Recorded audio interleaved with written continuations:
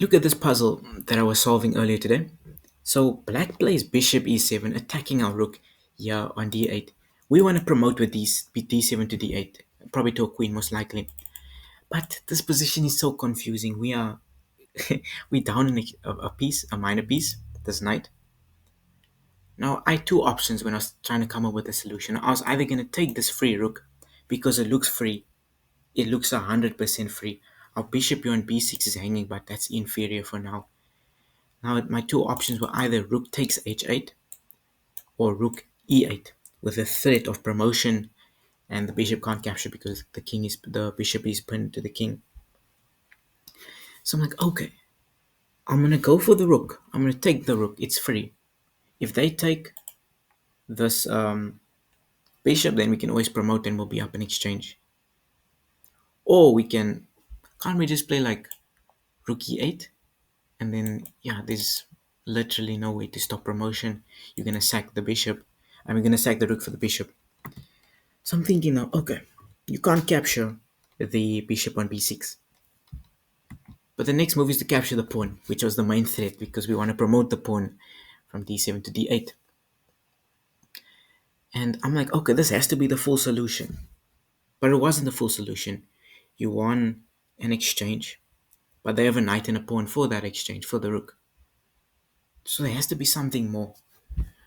And I started realizing, okay, the rook is only defended by one piece, the king. But if we exchange, and we just up and exchange the rook for the knight and the pawn. So there has to be something more, as I'm repeating myself here. What if you push f5? I don't know why I left that arrow on, but what if you push f5?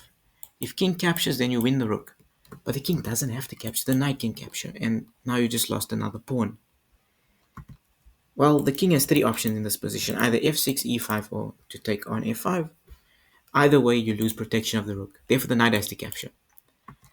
So what if we sack the rook with rook h6? And after the pawn takes, now we sack the pawn with f5. Because wherever the king goes, if it goes to e5, f6, or it captures on f5, you lose protection of the rook. So look at this, it's such a nice sequence. And now in this position, you're upper rook and you have a winning position, you just have to be able to convert it.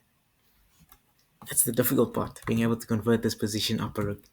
But it's such a nice sequence, you sack the rook so that you can distract the king because there's no longer a knight that protects that square. So now you're distracting the king. The king has to capture, which is the most likely option. If you're gonna lose a rook, might as well get a pawn for it.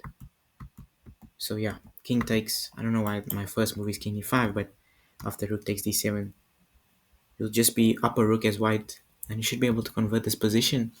Such a nice sequence with bishop e7, rook h8, rook d7, rook h6 check, gh6, f5, king f5, and then rook takes d7, and you won a whole rook. From down a minor piece to winning a whole rook and being up a rook. It's a really nice puzzle or nice tactical sequence. Yeah. Thanks for watching today's video, and I hope you learned something new as well. Because I learned a lot from this puzzle. It took me a while to solve it, but I solved it. So I'm happy. I'm happy. And now I get to show you this amazing puzzle as well. Yeah. Thanks for watching today's video.